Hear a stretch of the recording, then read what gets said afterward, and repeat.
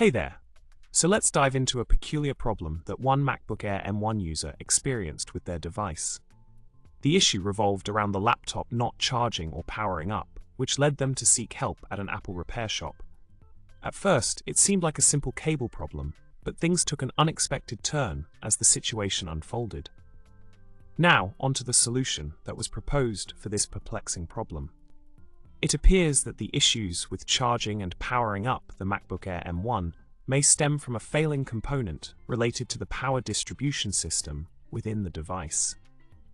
The mention of needing to replace the logic board indicates a deeper underlying issue, possibly involving power rails or controller chips.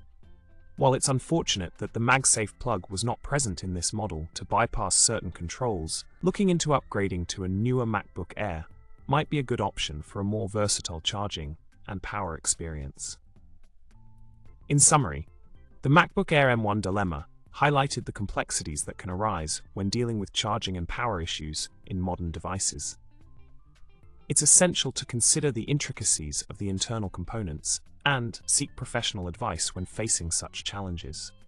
If you ever encounter a similar situation with your device, don't hesitate to explore all possible solutions to ensure its optimal performance.